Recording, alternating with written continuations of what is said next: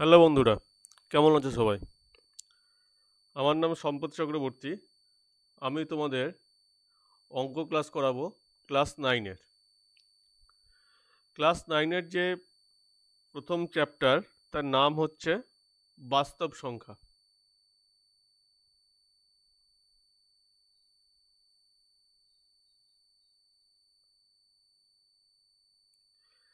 এই বাস্তব সংখ্যাকে ইংরেজিতে বলে রিয়াল নাম্বার।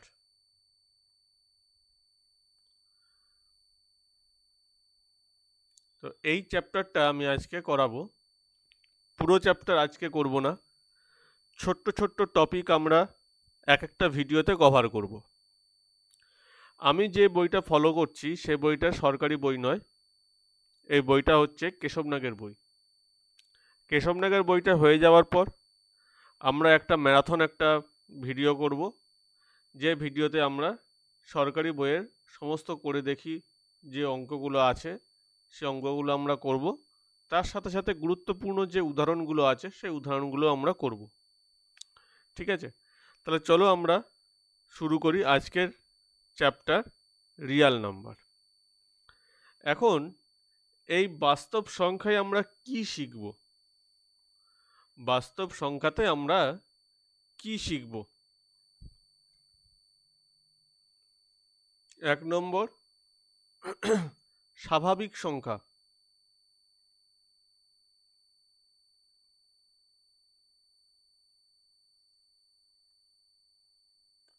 প্রথমে আমরা কি শিখব?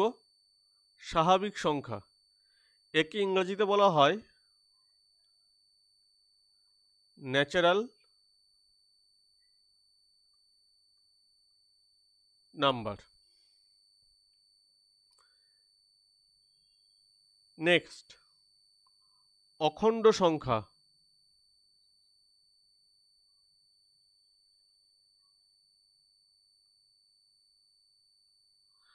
একে ইংরেজিতে আমরা বলি হোল নাম্বার।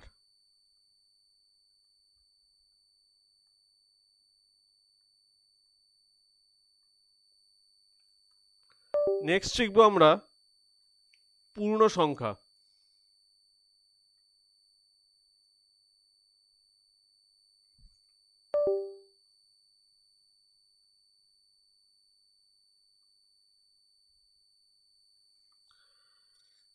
এই পূর্ণ সংখ্যাকে আমরা কি বলি না, ইংরেজিতে ইন্টিজার।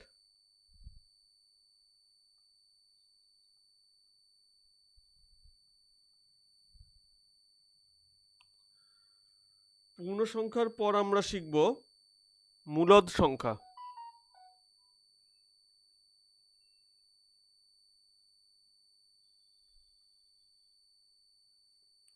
মূলদ সংখ্যাকে আমরা বলি রেশনাল নাম্বার।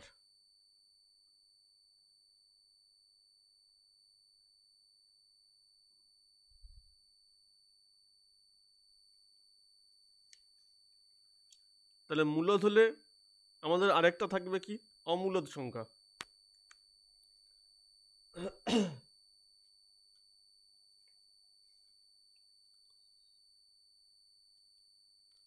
আচ্ছা, এবার দেখো, অমূলদ সংখ্যা শেখার আগে আমরা প্রথমে কিছু আর অন্য আরেকটা কিছু শিখে নিই।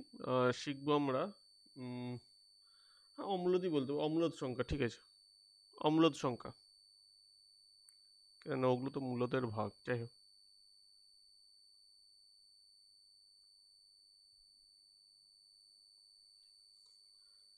তারপরে আসছে বাস্তব সংখ্যা।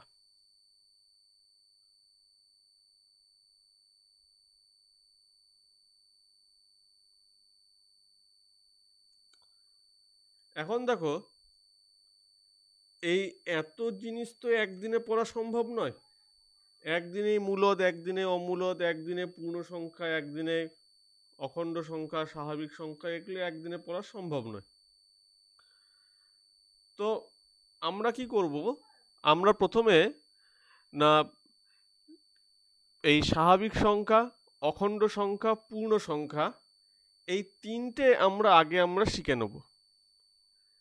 এখান থেকে শুরু করে এইটুকু আজকের আমাদের ক্লাসে শিখব। এটা হচ্ছে আমাদের ক্লাস 1-এর টপিক।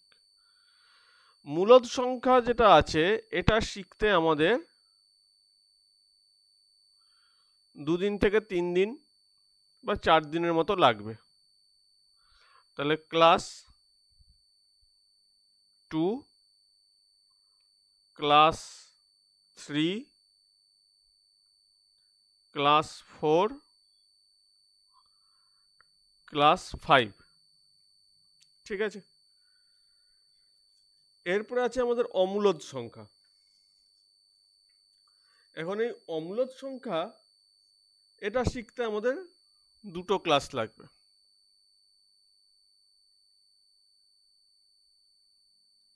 Class 6, class 7।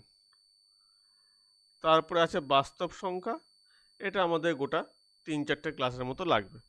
যাই হোক, তো এরপরে আমাদের এক্সারসাইজ আছে, এক্সারসাইজ আমরা করব। তাহলে আগে আমরা আজকের যে ক্লাস, মানে মোটামুটি অ্যাপ্রক্স মোর দ্যান 7 ক্লাসেস আমাদের দরকার পড়তে পারে, সেটা আমরা আগে একটু হিসাব করে নিলাম। তাহলে এরপর আমরা আজকের যে ক্লাস, যেটা স্বাভাবিক সংখ্যা, অখণ্ড সংখ্যা এবং পূর্ণ সংখ্যা, এই 3টে যে আমরা শিখব, সেটা আমরা শুরু করি। তাহলে আজকে ক্লাস 1-এ আমাদের ক্লাস 1 আমাদের শুরু করি। 15th October 2025।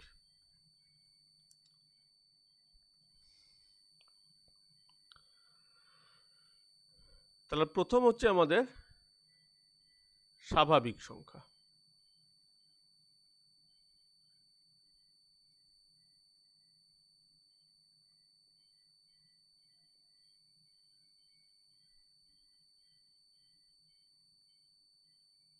বা ন্যাচারাল নাম্বার, একে আমরা n দিয়েও প্রকাশ করি, ঠিক আছে।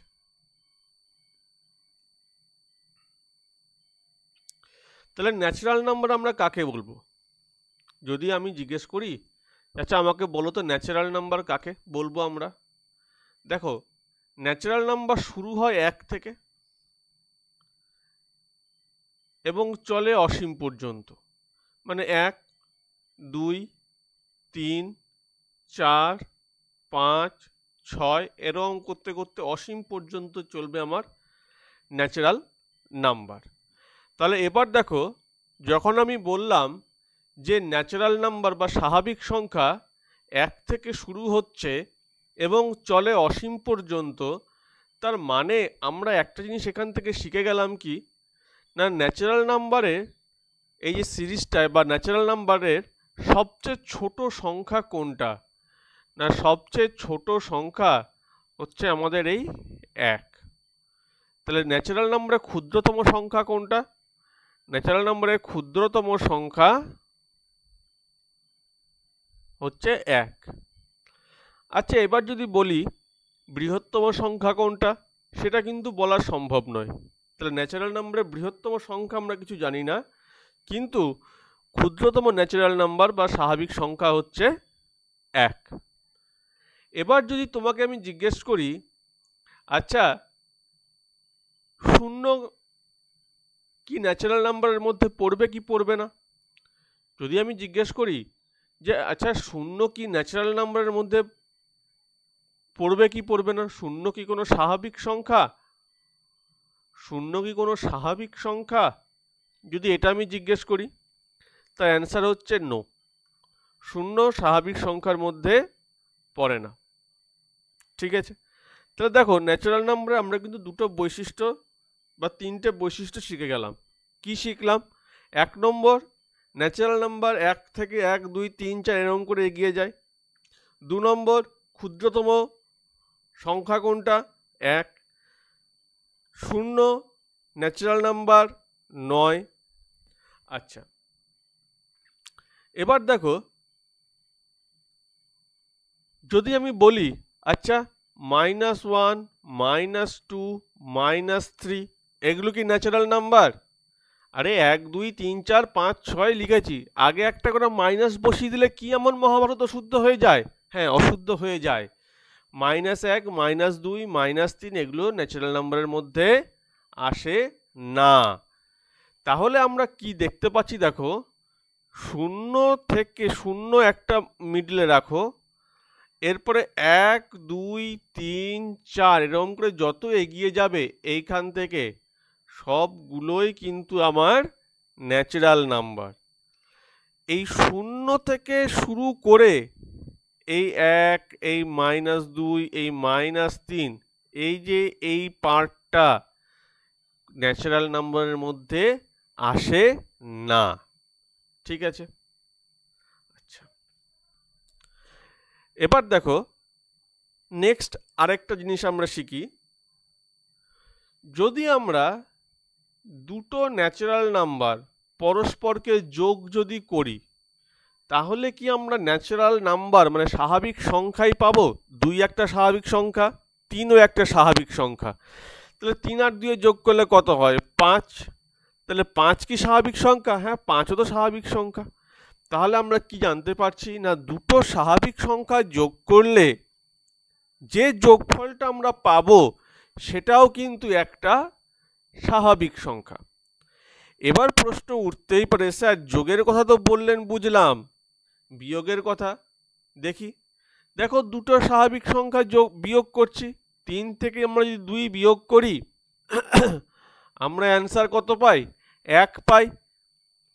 চলো মন যদি না ভরে 5 থেকে 3 বিয়োগ করো, তাহলে কত পাচ্ছি? 2 পাচ্ছি। তাহলে কি দুটো সংখ্যার বিয়োগ করলে মানে দুটো স্বাভাবিক সংখ্যা বিয়োগ করলে যে বিয়োগফলটা আসছে সেটা কি ন্যাচারাল নাম্বার? অ্যান্সার হচ্ছে হ্যাঁ ন্যাচারাল নাম্বার, কিন্তু কিন্তু কি সব সময় নয়। কেন? দেখো তুমি বড় থেকে ছোট বিয়োগ করেছো তার জন্য 1 এসছে, বড় থেকে ছোট বিয়োগ করেছো তার জন্য 2 এসছে, কিন্তু এই ছোট থেকে বড় বিয়োগ করতে তাহলে কি তুমি 2 লিখতে পারতে? না, তাহলে তুমি কি লিখতে? -2 লিখতে। তাহলে এখানে এই যে -2 এটা কি একটা স্বাভাবিক সংখ্যা? না, এটা একটা স্বাভাবিক সংখ্যা নয়। 2 একটা স্বাভাবিক সংখ্যা? হ্যাঁ 2 একটা স্বাভাবিক সংখ্যা। 1 একটা স্বাভাবিক সংখ্যা? হ্যাঁ 1 একটা স্বাভাবিক সংখ্যা। তাহলে আমরা এখান থেকে কি বুঝলাম? বুঝলাম এইটাই যে দুটো স্বাভাবিক সংখ্যার বিয়োগফল স্বাভাবিক সংখ্যা হতেও পারে, আবার নাও হতে পারে। চলো বিয়োগ তো গেল, এবার গুণটা দেখি। 2 এর সঙ্গে 3 গুণ করলে 6 হয়, 4 এর সঙ্গে 5 গুণ করলে 20 হয়, 5 এর সঙ্গে 5 গুণ করলে 25 হয়। তাহলে আমরা কি দেখছি দেখো, 2 আর 3 দুটো কি স্বাভাবিক সংখ্যা? হ্যাঁ স্বাভাবিক সংখ্যা। 4 আর 5 কি স্বাভাবিক সংখ্যা? হ্যাঁ স্বাভাবিক সংখ্যা। 5 5 স্বাভাবিক সংখ্যা? হ্যাঁ স্বাভাবিক সংখ্যা। তাদের গুণফলগুলোও কি স্বাভাবিক সংখ্যা? হ্যাঁ গুণফলগুলোও তাদের স্বাভাবিক সংখ্যা। তাহলে গুণ তো দেখলাম, ভাগ দেখি। 4 থেকে 2 4কে 2 দিয়ে ভাগ করলে 2 হয়, ভালো কথা। 6কে 3 দিয়ে ভাগ করলে 2 হয়, ভালো কথা। 8কে 2 দিয়ে ভাগ করলে 4 হয়, আবার 16কে 8 দিয়ে ভাগ করলে 2 হয়। তাহলে আমরা কি দেখতে পাচ্ছি? স্বাভাবিক সংখ্যাকে যদি আমরা স্বাভাবিক সংখ্যা দিয়ে ভাগ করি তাহলে ভাগফল একটা স্বাভাবিক সংখ্যা হয়, কিন্তু সব সময় হয় না। উদাহরণ দিই, আসো। আচ্ছা 5 তো একটা স্বাভাবিক সংখ্যা, একে 2 দিয়ে ভাগ দিই, তাহলে আমরা কত পাই? অ্যান্সার 2.5 পাই। কিন্তু আমি কি বলেছি? 1 2 3 4 5 6 এগুলো স্বাভাবিক সংখ্যা। হ্যাঁ এর মাঝে এই 2 আর 3 এর মাঝে একটা সংখ্যা আছে, সেটা হচ্ছে 2.5, কিন্তু এই 2.5কে আমরা স্বাভাবিক সংখ্যা বলতে পারি না। তাহলে আমরা এখান থেকে কি শিখলাম? শিখলাম এইটাই যে দুটো স্বাভাবিক সংখ্যার ভাগফল স্বাভাবিক সংখ্যা হতেও পারে, আবার নাও হতে পারে। ঠিক আছে, আবার আরেকটা দেখো, যদি আমরা 1কে 2 দিয়ে ভাগ করি তাহলে কত পাই? 0.5। এবার 0.5 তো আসবেই না, কেন? তার কারণ 0.5 কার আগে আছে? 1-এর আগে আছে। আচ্ছা চলো, এবার যদি আমরা তোমাকে জিজ্ঞেস করি যে স্বাভাবিক সংখ্যাগুলো কি ঘন সন্নিবিষ্ট? ঘন সন্নিবিষ্ট মানে কি? ঘন সন্নিবিষ্ট মানে এই যে আমি লিখলাম 1 2 3 4 5 6, এই 1 আর 2 এর মাঝে কোনো সংখ্যা কি আছে? এই 2 আর 3 এর মাঝে কোনো সংখ্যা আছে কি? 3 4 এর মাঝে কি কোনো সংখ্যা পাবো আমরা? 4 5 এর মাঝে কোনো কি সংখ্যা পাবো? 5 6 এর মাঝে কোনো সংখ্যা? হ্যাঁ, আমরা প্রচুর সংখ্যা পাবো। আমরা তো এইখানেই দেখলাম যে 2 আর 3 এর মাঝে আমরা আড়াইকে পাচ্ছি। তাহলে শুধু আড়াই যদি পাই, 2.1 2.3 2.4 2.5 2.6 এরকম করে আমরা প্রচুর সংখ্যা পাবো। পাবো না কি? বলো না, পাবো কি পাবো না? হ্যাঁ, আমরা প্রচুর সংখ্যা পাবো। তাহলে আমরা কি দেখতে পাচ্ছি? দুটো স্বাভাবিক সংখ্যার মাঝখানে কিন্তু প্রচুর সংখ্যা ভরা আছে, যে সংখ্যাগুলোকে আমরা স্বাভাবিক সংখ্যা হিসেবে গণ্য করি না। তাহলে আমরা এই কারণে বলতে পারি যে দুটি স্বাভাবিক সংখ্যা কি হয়েছে না, ঘন সন্নিবিষ্ট নয়, অর্থাৎ স্বাভাবিক সংখ্যাগুলি ঘন সন্নিবিষ্ট নয়। আচ্ছা, আরও একটা কি জিনিস শিখেছি আমরা, অর্থাৎ আমি আলোচনা মনে করে দিয়েছি, সেটা হচ্ছে যে স্বাভাবিক সংখ্যা কখনো ঋণাত্মক হতে পারে না। কেন? কারণ স্বাভাবিক সংখ্যা 1 থেকে শুরু হচ্ছে, তাই না? তাহলে আশা করি তোমরা ব্যাপারটা বুঝে গেছো। এবার চলো খাতা কলম নাও, নোট করো আমার সঙ্গে সঙ্গে।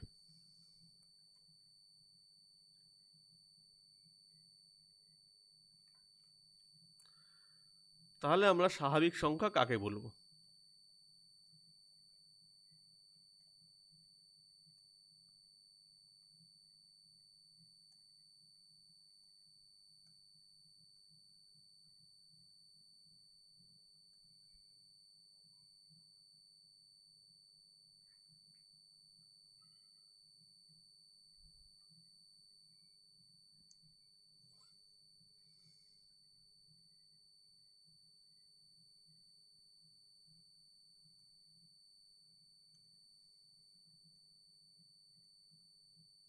স্বাভাবিক সংখ্যা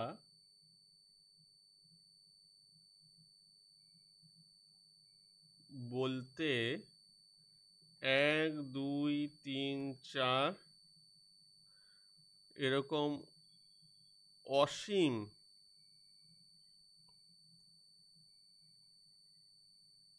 সংখ্যাকে বুঝি। হলো। এবার নেক্সট, স্বাভাবিক সংখ্যার বৈশিষ্ট্য।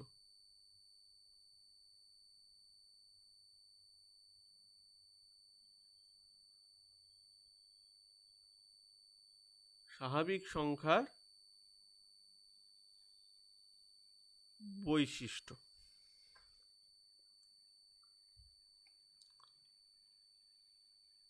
প্রথমেই আমরা কি বলেছি? স্বাভাবিক সংখ্যা কোথা থেকে শুরু হয়? 1 থেকে। তাহলে ক্ষুদ্রতম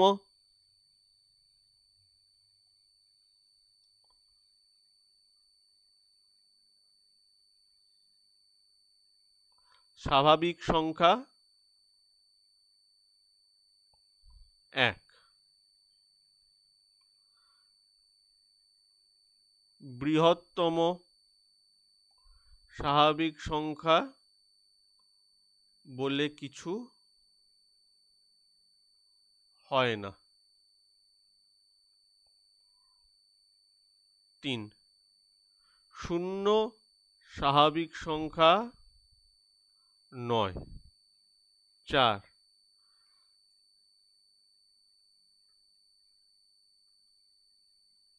স্বাভাবিক সংখ্যা ঋণাত্মক হতে পারে।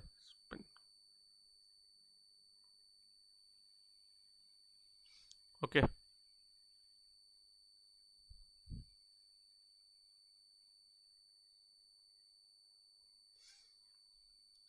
নেক্সট, দুটি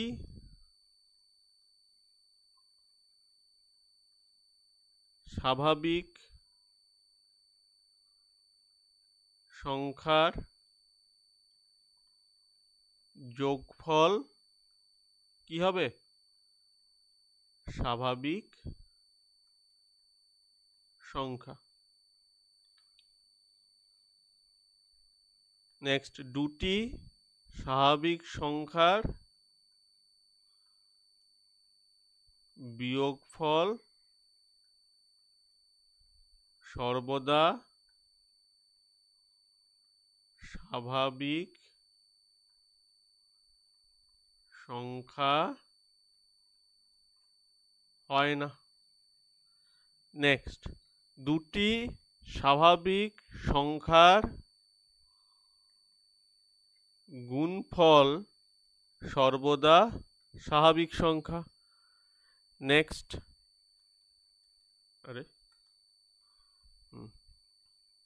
দুটি স্বাভাবিক সংখ্যার ভাগফল সর্বদা স্বাভাবিক সংখ্যা হয় না।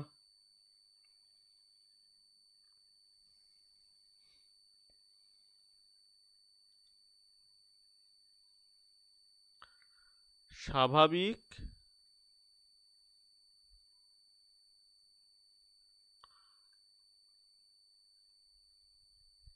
সংখ্যা ঘন সন্নি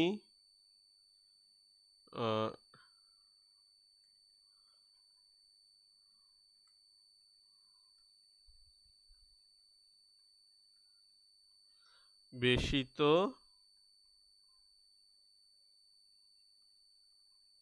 নয়।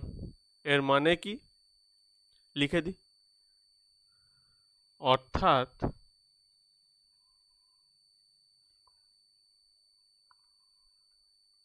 দুটি স্বাভাবিক সংখ্যার মাঝে আর কোনো স্বাভাবিক সংখ্যা নাই। আচ্ছা, মোটামুটি সবই তো বলে দিলাম, আর কিছু নেই। তাহলে এই ছিল আমাদের স্বাভাবিক সংখ্যার টপিক। তাহলে আশা করি আমরা স্বাভাবিক সংখ্যা বুঝে গেছি। এরপর আমরা যেটা করব সেটা হচ্ছে অখণ্ড সংখ্যা বা হোল নাম্বার।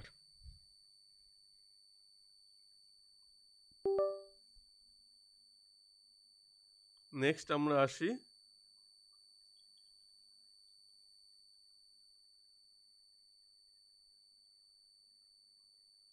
অখণ্ড সংখ্যা, যাকে ইংরেজিতে আমরা বলি হোল নাম্বার। এখন দেখো, এই অখণ্ড সংখ্যা আমরা কাকে বলবো? দেখো, আমরা একটু আগে জেনেছি কি শূন্য একটা স্বাভাবিক সংখ্যা নয়। শূন্য একটা স্বাভাবিক সংখ্যা নয়, কিন্তু যখন আমি তোমাদেরকে বলবো যে আমাকে একটা অখণ্ড সংখ্যা সিরিজ বলো তো, তোমরা বলতেই পারো যে স্যার অখণ্ড সংখ্যা মানে গোটা গোটা সংখ্যা, মানে খণ্ড খণ্ড হয়নি, তাহলে 2 3 4 5 6 7 1 এগুলো সবই অখণ্ড সংখ্যা। কিন্তু একটা মজার ঘটনা কি জানো? শূন্যও একটা অখণ্ড সংখ্যা। তুমি বলো, শূন্যকে চাইলে তুমি ভাগ করতে পারবে? করো। তুমি এককে তুমি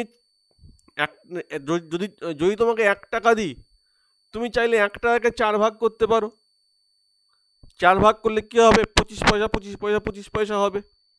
তুমি চাইলে 2 ভাগ করতে পারো, দুভাগ করলে কি হবে? 50 পয়সা 50 পয়সা করে হবে, তাই না? কিন্তু যদি তোমাকে বলি যে তুমি একটা শূন্যকে ভাগ করে দেখাও তো, তুমি পারবে? তোমার কাছে কোনো টাকাই নেই, তোমার কাছে 1 টাকাও দিইনি, তোমার কাছে 0 টাকা আছে। এবার তোমাকে বললাম যে তুমি এবারে ভাগ করে দেখাও, বলো তুমি করতে পারবে? না, তুমি চাইলেও করতে পারবে না, কারণ করা সম্ভবই নয়। এই জন্য শূন্যকে বলা হয় একটি অখণ্ড সংখ্যা। তাহলে শূন্য থেকে শুরু করে সমস্ত স্বাভাবিক সংখ্যাই হচ্ছে একটা অখণ্ড সংখ্যা। তাহলে আমরা যদি বলি 0, 1, 2, 3, 4 থেকে এরকম করে আমরা যদি অসীম পর্যন্ত এগোই, তাহলে আমরা কিন্তু একটা পূর্ণ অখণ্ড সংখ্যার সিরিজ পাবো। ঠিক আছে? তাহলে মজার ব্যাপার হচ্ছে, আচ্ছা এখানে একটা কথা বলি, এই যে অখণ্ড সংখ্যাকে আমরা কি বলেছি ইংরেজিতে? Whole number. তো তাই একে ডাব্লু দিয়ে প্রকাশ করা হয়। ঠিক আছে? স্বাভাবিক সংখ্যা ন্যাচারাল নাম্বার এন, তাই স্বাভাবিক সংখ্যাকে আমরা এন দিয়ে প্রকাশ করি, আর অখণ্ড সংখ্যার হোল নাম্বার ডাব্লু, তাই একে আমরা ডাব্লু দিয়ে প্রকাশ করি। আশা করি বোঝা গেছে। এবার যে কাজের কোথায় আসি, এবার দেখো, যখন আমরা বলছিলাম যে স্বাভাবিক সংখ্যা, যে ক্ষুদ্রতম স্বাভাবিক সংখ্যা কোনটা, তখন আমরা কি বলছিলাম? 1। কিন্তু এখানে ক্ষুদ্রতম কোনটা? এটা।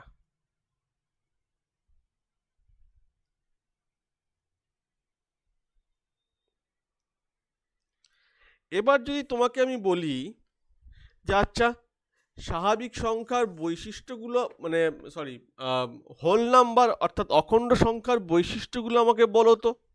দেখো, অখণ্ড সংখ্যার যত বৈশিষ্ট্য আছে সব বৈশিষ্ট্যগুলো এক, শুধুমাত্র একটা বাদে। একটা কি? এই যে আমি বলেছিলাম যে ক্ষুদ্রতম স্বাভাবিক সংখ্যা 1 বলেছি, এখানে মানে অখণ্ড সংখ্যার ক্ষেত্রে আমরা বলবো ক্ষুদ্রতম অখণ্ড সংখ্যা হলো 0। বাকি দেখো, অখণ্ড সংখ্যা সিরিজটা আমি এখানে লিখছি 0, 1, 2, 3, 4 করে অসীম পর্যন্ত। এবার দেখো, আমরা কি বলবো? ক্ষুদ্রতম অখণ্ড সংখ্যা হলো 0, বৃহত্তম অখণ্ড সংখ্যা বলতে কিছু হয় না। 0 এখানে একটি অখণ্ড সংখ্যা। অখণ্ড সংখ্যা কি লিখেছি? স্বাভাবিক সংখ্যা ঋণাত্মক হতে পারে না। ঠিক আছে? অখণ্ড সংখ্যা ঋণাত্মক হতে পারে না। দুটি অখণ্ড সংখ্যার যোগফল একটি অখণ্ড সংখ্যা, দুটি অখণ্ড সংখ্যার বিয়োগফল অখণ্ড সংখ্যা সবসময় হয় না। দুটি অখণ্ড সংখ্যার গুণফল সর্বদা একটি অখণ্ড সংখ্যা, দুটি অখণ্ড সংখ্যার ভাগফল সর্বদা একটি অখণ্ড সংখ্যা হয় না। আচ্ছা, তাহলে আশা করি তোমরা অখণ্ড সংখ্যার ব্যাপারটাও বুঝে গেছো। তাহলে আমরা যদি এখন বলি যে অখণ্ড সংখ্যার বৈশিষ্ট্য কি, তাহলে তোমরা কি বলবে? কি লিখবে অখণ্ড সংখ্যার বৈশিষ্ট্য? সবই তো বলে দিলাম, তোমরা নিজেরা বলো না। খাতায় কিন্তু তোমরা কিন্তু লিখবে। আমি যদি এখানে সবটা লিখবো না, শুধু একটাই লিখবো, বাকি তো বলে দিলাম কি লিখতে হবে। সেটা কি? ক্ষুদ্রতম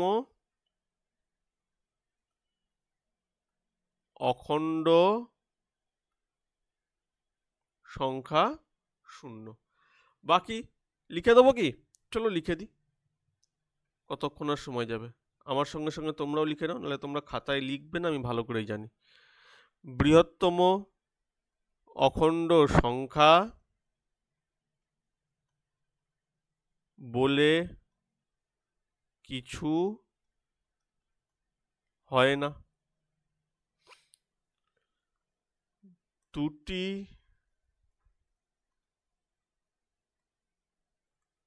অখণ্ড সংখ্যার যোগফল একটি অখণ্ড সংখ্যা। দুটি অখণ্ড সংখ্যার বিয়োগফল সর্বদা অখণ্ড সংখ্যা হয় না। দুটি অখণ্ড সংখ্যার গুণফল সর্বদা অখণ্ড সংখ্যা। দুটি অখণ্ড সংখ্যার ভাগফল সর্বদা অখণ্ড সংখ্যা হয় না। নেক্সট, অখণ্ড সংখ্যা ঘন সন্নিবেশিত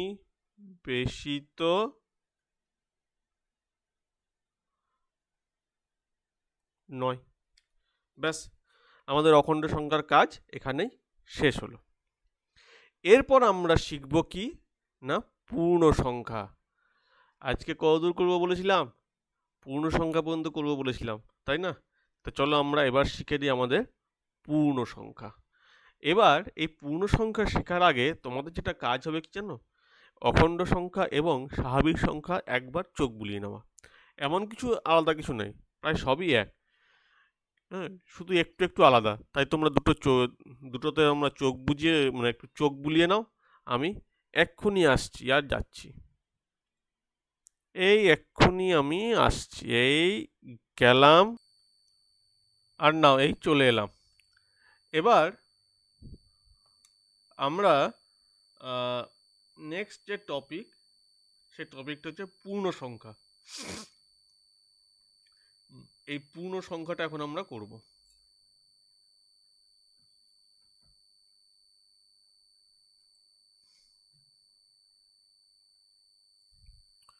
তো আসো শিখি আমরা এখন করব কি না, পূর্ণ সংখ্যা। পূর্ণ সংখ্যাকে ইংরেজিতে কি বলে? ইন্টিজার। এবার এই ইন্টিজারকে চাইলে তোমরা আই অথবা জেড যে কোনো একটা কিছু দিয়ে প্রকাশ করতে পারো।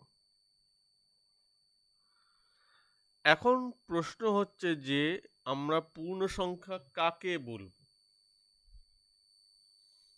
পূর্ণ সংখ্যা আমরা কাকে বলবো? দেখো, স্বাভাবিক সংখ্যা আমরা কাকে বলেছি? স্বাভাবিক সংখ্যা আমরা কাকে বলেছি? 1, 2, 3, 4, 5 এদেরকে আমরা স্বাভাবিক সংখ্যা বলেছি। তো এবার দেখো, এই স্বাভাবিক সংখ্যার প্রত্যেকটারই একটা কিন্তু, মানে এই যে 1, 2, 3, 4, 5 আছে, এদের প্রত্যেকেরই কিন্তু একটা করে ঋণাত্মক সংখ্যাও আছে। এদের প্রত্যেকেরই কি আছে? একটা করে ঋণাত্মক সংখ্যাও আছে, তাই না? তাহলে দেখো, এই যে স্বাভাবিক সংখ্যা এবং এদের ঋণাত্মক সংখ্যা, এই টোটাল এদেরকে আমরা বলবো কি? পূর্ণ সংখ্যা। এখন প্রশ্ন হচ্ছে যে এই যে 1 ও -1, একে আমরা কি করে প্রকাশটা করব, কি করে? তো বলা হচ্ছে যে প্রত্যেকটা স্বাভাবিক সংখ্যার একটা যোগোত্তর বিপরীত সংখ্যা আছে। যোগোত্তর বিপরীত সংখ্যা কোনটা? তার ঋণাত্মক সংখ্যাটা। অর্থাৎ যদি আমি তোমাকে বলি যে 1, এর যোগোত্তর বিপরীত সংখ্যা কোনটা? -1। যদি বলি 2, এর যোগোত্তর বিপরীত সংখ্যা কোনটা? -2। তাহলে আমরা কি শিখলাম এখান থেকে? যে স্বাভাবিক সংখ্যার একটা করে যোগোত্তর বিপরীত সংখ্যা আছে। স্বাভাবিক সংখ্যা সবসময় ধনাত্মক হবে, স্বাভাবিক সংখ্যা ঋণাত্মক হওয়ার কোনো প্রশ্নই ওঠে না। কিন্তু স্বাভাবিক সংখ্যা এবং তার যোগোত্তর বিপরীত সংখ্যা মিলে হচ্ছে পূর্ণ সংখ্যা। অর্থাৎ পূর্ণ সংখ্যার মধ্যে স্বাভাবিক সংখ্যা থাকছে, আবার স্বাভাবিক সংখ্যার যোগোত্তর বিপরীত সংখ্যাও থাকছে।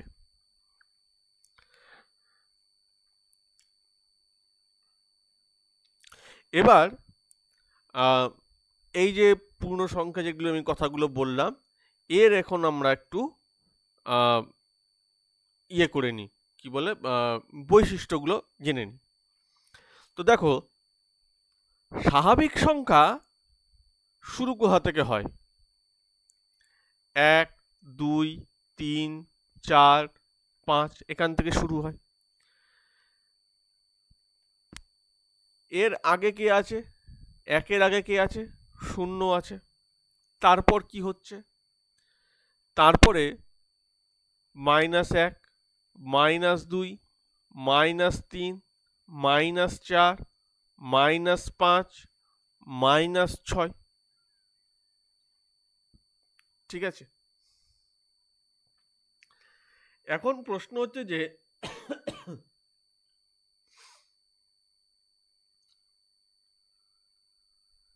এই যে স্বাভাবিক সংখ্যা যেটা আমি বলছি, মানে এই যে পূর্ণ সংখ্যা যেটা আমি বলছি, এই পূর্ণ সংখ্যার ক্ষুদ্রতম সংখ্যা কোনটা? যদি আমি তোমাদের বলি, আচ্ছা আমাকে বলো পূর্ণ সংখ্যার ক্ষুদ্রতম সংখ্যা কি? অ্যান্সার হচ্ছে পূর্ণ সংখ্যার কোনো ক্ষুদ্রতম সংখ্যাও হয় না, আবার কোনো বৃহত্তম সংখ্যাও হয় না। ঠিক আছে? যদি আমি বলি যে একটি ধনাত্মক পূর্ণ সংখ্যা, হ্যাঁ, কিন্তু যদি আমি বলি কি একটি ক্ষুদ্রতম পূর্ণ সংখ্যা, তার অ্যান্সার নয়। কেন? তার কারণ হচ্ছে একটি এটা একটা ধনাত্মক ক্ষুদ্রতম। ক্ষুদ্রতম বললে কিন্তু হবে না, তোমাকে কি বলতে হবে? ধনাত্মক ক্ষুদ্রতম। এবার যদি আমি বলি, আচ্ছা ঠিক আছে, ধনাত্মক ক্ষুদ্রতম সংখ্যা 1 আমি বুঝলাম, আমাকে তাহলে বলো যে ঋণাত্মক ক্ষুদ্রতম পূর্ণ সংখ্যা কোনটা? তার অ্যান্সার হচ্ছে যে ঋণাত্মক ক্ষুদ্রতম পূর্ণ সংখ্যা বলে আমরা কিছু পাই না। কেন? তার কারণ ঋণাত্মক ক্ষুদ্রতম পূর্ণ সংখ্যা হচ্ছে অসীম। এখন প্রশ্ন হতে পারে, স্যার এই তো -1 দেখছি না, যখন ধনাত্মকে যখন আমরা কোনো সিরিজ যখন লিখি, সেখানে বাঁ দিকে যেটা সবচেয়ে আগে যেটা লেখা হয় সেটা হচ্ছে ক্ষুদ্রতম, আর ডান দিকে যখন যায় তখন এখানে হয়ে যায় বৃহত্তম। অর্থাৎ এই দিকে পার্টে গেলে হচ্ছে বৃহত্তম, আবার এইখান থেকে যখন আসি তখন আসে কি, তখন হচ্ছে ক্ষুদ্র সংখ্যা। 1 থেকে ডান দিকে গেলে ক্ষুদ্র সংখ্যা, আবার ডান থেকে বাম দিকে গেলে আমরা 1 থেকে ডান দিকে গেলে আমরা প্রায় বড় সংখ্যা, আবার ডান থেকে বাম দিকে গেলে আমরা পাই ছোট সংখ্যা। কিন্তু যখন ঋণাত্মক যখন শুরু হয়ে যাবে, অর্থাৎ এই শূন্যের নিচে থেকে যখন হয়ে যাবে, তখন কি হবে? তখন দেখো, এই বাম থেকে ডান দিকে যেগুলো মানে অ্যাকচুয়ালি আমি তো এরকম করে লিখেছি তাই, কিন্তু নর্মালি এরকম করে তো লেখা হয় না। লেখাটা কেমন করে হয় সেটা দেখাই। নর্মালি লেখা এরকম করে 1 -1 -2 -3 -4 -5 -6। তাহলে কি হচ্ছে দেখো, এখান থেকে যখন আমরা যাচ্ছি এই দিকে, তখন আমরা যাচ্ছি ক্ষুদ্র সংখ্যার দিকে। অর্থাৎ যত বড় ডিজিট তার আগে যদি মাইনাস বসে যায় সেটা তত ছোট সংখ্যা, তাহলে এটা হচ্ছে ক্ষুদ্র। আর এই দিকে যখন আসছি তখন আসছে বড় সংখ্যা, অর্থাৎ -6 -5-এর থেকে ছোট, কিন্তু -5 -6-এর থেকে বড়। তাহলে এখন যদি আমি তোমাকে জিজ্ঞেস করি যে আমাকে বলো সবচেয়ে ছোট ঋণাত্মক সংখ্যা, তার অ্যান্সার নেই। কেন? এখানে তো একটা অসীম অবধি চলে গেছে। কিন্তু যদি আমি বলি যে আমাকে বলো সবচেয়ে বড় ঋণাত্মক সংখ্যা, তখন কিন্তু তার অ্যান্সার হচ্ছে -1। তাহলে ঋণাত্মক বৃহত্তম সংখ্যা, ঋণাত্মক বৃহত্তম সংখ্যা কোনটা আমার? -1। আশা করি ক্লিয়ার হয়েছে এটুকু। এখন পড়ে রয়েছে আমাদের এই শূন্য মহাশয়। শূন্যটাকে আমরা কি করব? এই শূন্য না ধনাত্মক না ঋণাত্মক, শূন্য ধনাত্মক আর ঋণাত্মক কোনোটাই নয়। এবার দেখো, যদি আমি বলি দুটি বা তার বেশি পূর্ণ সংখ্যার যোগফল কি পূর্ণ সংখ্যা? হ্যাঁ। দুটি বা তার বেশি পূর্ণ সংখ্যার গুণফল কি পূর্ণ সংখ্যা? হ্যাঁ। তুমি করো না, দেখো দুটি পূর্ণ সংখ্যা নাও, 1 এবং 2, এদের যোগ করো, তাহলে হচ্ছে 3। তুমি এখন বলবে স্যার আপনি তো ধনাত্মক করেছেন, ঋণাত্মক করে দেখান। আমি এখনই দেখাচ্ছি। -1 প্লাস মাইনাস, আচ্ছা 2 নাও, 2, তাহলে কত হবে? -3। -3 কি একটি পূর্ণ সংখ্যা? হ্যাঁ, এটা একটা পূর্ণ সংখ্যা। 3 কি একটি পূর্ণ সংখ্যা? হ্যাঁ, 3ও একটা পূর্ণ সংখ্যা।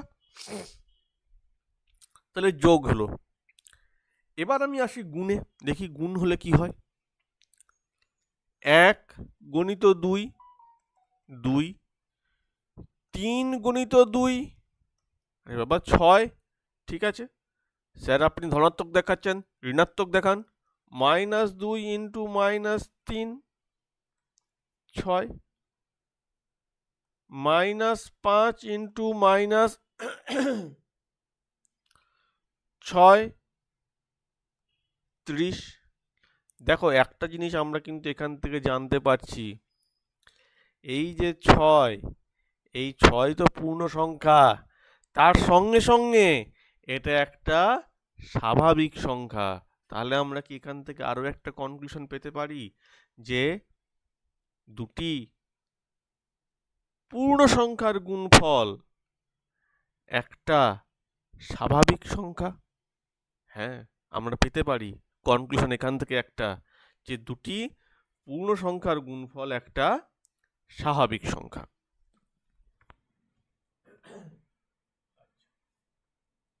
এরপর আসছি আমরা, আমাদের যোগ হয়ে গেল, গুণ হয়ে গেল, এরপরে আমরা কি করব? এরপরে আমরা এবার বিয়োগ করব। তো দেখি বিয়োগ কি বলছে। দুটি পূর্ণ সংখ্যার বিয়োগফল কি একটি পূর্ণ সংখ্যা হয়? দুটি পূর্ণ সংখ্যার -1 -2, 2 সরি 1, এটা কি একটি পূর্ণ সংখ্যা? হ্যাঁ, এটা একটা পূর্ণ সংখ্যা। আচ্ছা 1 - 2, হ্যাঁ এটা একটা পূর্ণ সংখ্যা। আচ্ছা 2 মাইনাস 1, হ্যাঁ এটাও তো একটা পূর্ণ সংখ্যা। আচ্ছা -2 -1, হ্যাঁ এটাও একটা কি সংখ্যা? পূর্ণ সংখ্যা। তাহলে আমরা এখান থেকে কি শিখতে পারছি আরো একটা জিনিস, না দুটি পূর্ণ বা তার বেশি পূর্ণ সংখ্যার বিয়োগফলও একটা কিন্তু পূর্ণ সংখ্যা। কিন্তু ভাগের ক্ষেত্রে কি হবে দেখো, দেখো 2 ভাগ 4/2 যদি আমরা করি 2 তো পাই, -4/2 যদি করি তাহলে আমরা -2 পাই। কিন্তু 2/4 যদি করি তাহলে আমরা কত পাই বলো না? 2/4 করলে কত পাই? 0.5 পাই। যদি তোমাদের আমরা বলি যে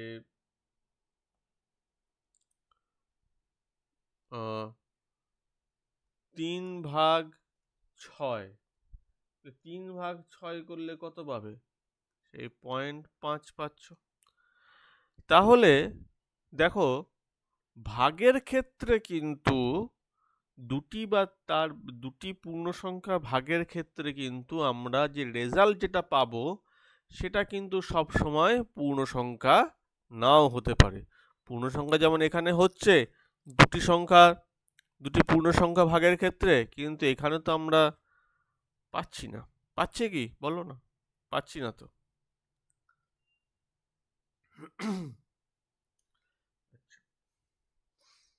আবার দেখো 1 1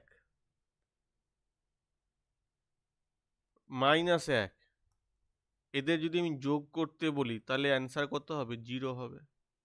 তাহলে আমরা কি দেখলাম এখান থেকে? বা আবার দেখো 2 -2 কত হয়? 0 হয়।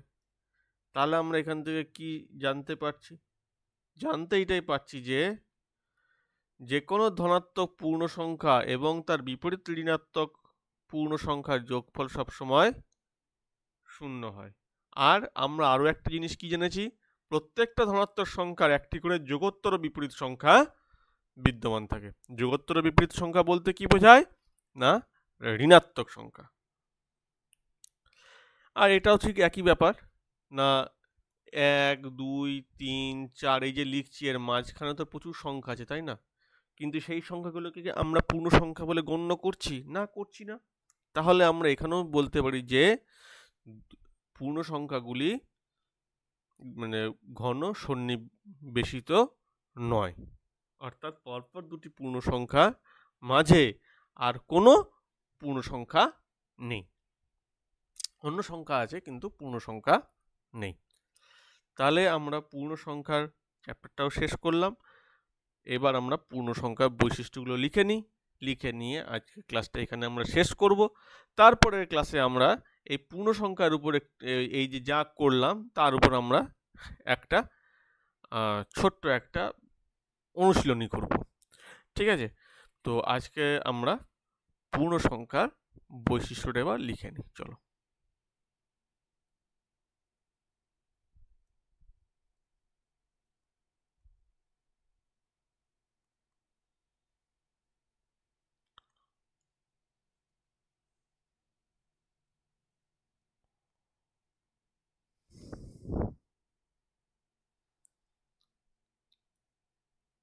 প্রথম বৈশিষ্ট্য, পূর্ণ সংখ্যা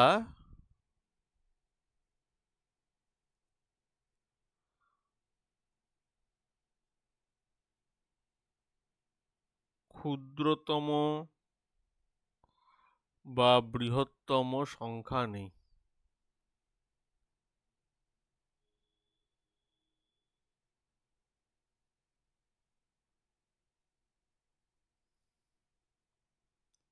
নেক্সট,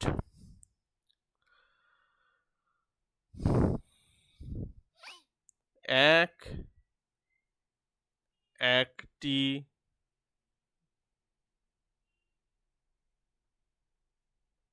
ধনাত্মক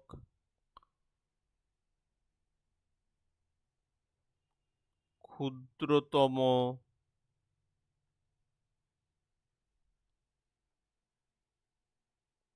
পূর্ণ সংখ্যা।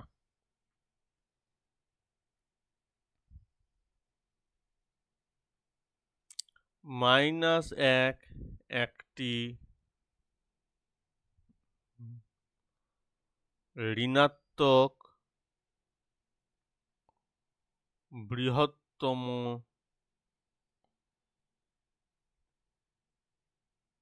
পূর্ণ সংখ্যা। 0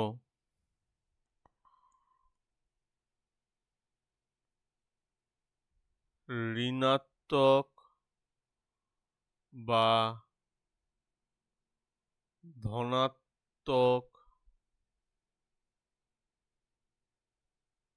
সংখ্যা নয়।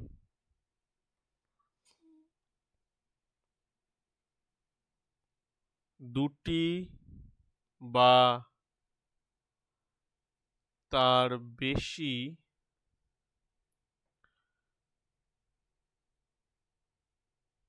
পূর্ণ সংখ্যার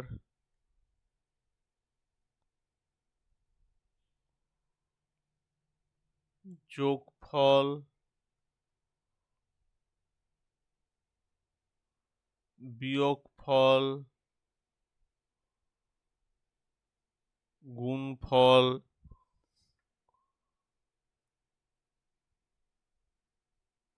একটি পূর্ণ সংখ্যা।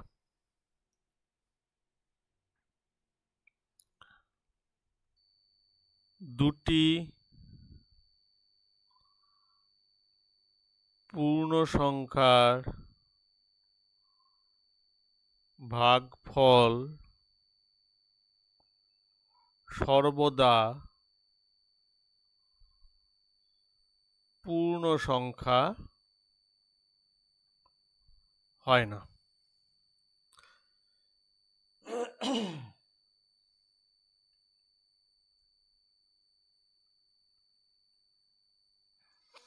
আচ্ছা,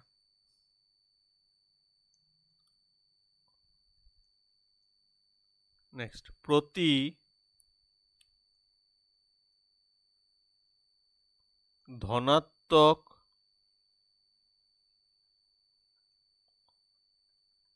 পূর্ণ সংখ্যার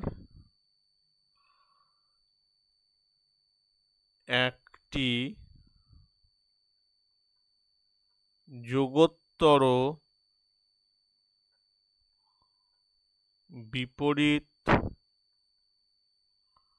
সংখ্যা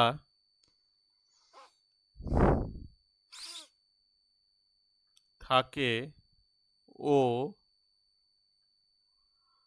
তাদের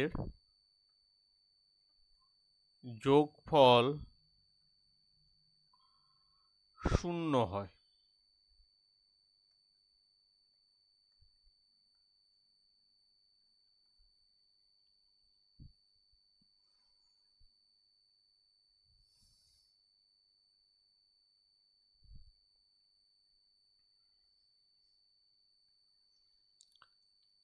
শূন্য থেকে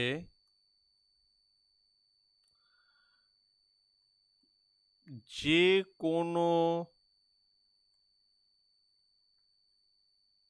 সংখ্যা ও তার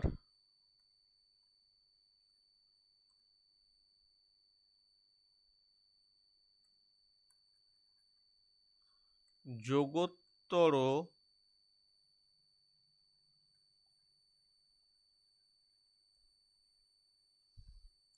বিপরীত সংখ্যা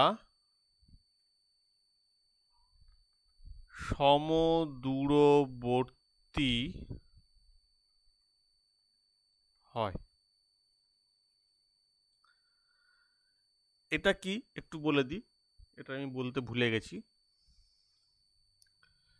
দেখো, আমি কি বলেছি?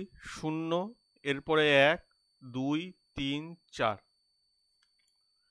0-র কোনো যোগোত্তর বিপরীত সংখ্যা আছে? না, কারণ কি 0 ধনাত্মকও নয় ঋণাত্মকও নয়। কিন্তু 1 এর কি যোগোত্তর বিপরীত সংখ্যা আছে? হ্যাঁ আছে, -1। 2, এর কি যোগোত্তর বিপরীত সংখ্যা আছে? হ্যাঁ আছে, -2। এবার দেখো, যদি আমরা 2কে ধরে নিই, তাহলে দেখো 0-র পর 1, 2, 0-র পর 1, 2 দ্বিতীয় সংখ্যাটা। এবার এই 2-এর যোগোত্তর বিপরীত সংখ্যা হচ্ছে -2, যেটাও দেখো 0-র পর 1, 2 অর্থাৎ দ্বিতীয় সংখ্যা। ঠিক একইভাবে যদি আমরা -3 যদি করি, তাহলে দেখো 0-র পর তৃতীয় সংখ্যাটা হচ্ছে 3। ঠিক একইভাবে 0-র পরও ঠিক দেখো 3-এর যোগোত্তরও আমরা এই বিপরীত সংখ্যাটিকে পাবো। আশা করি এই পয়েন্টটা বোঝা গেছে। আর শেষ যে পয়েন্টটা আমি বলতে চাইছিলাম সেটা হচ্ছে যে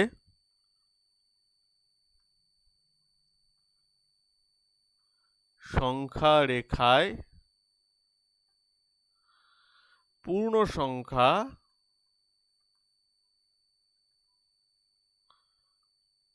ঘন সন্নিবেশিত নয়। ঠিক আছে, তাহলে এই ছিল আজকে ফার্স্ট ক্লাস। আশা করি তোমাদের কোনো কিছু বুঝতে অসুবিধা হয়নি। এরপরে এই ফার্স্ট ক্লাসেরই একটা পার্ট এখানে হবে।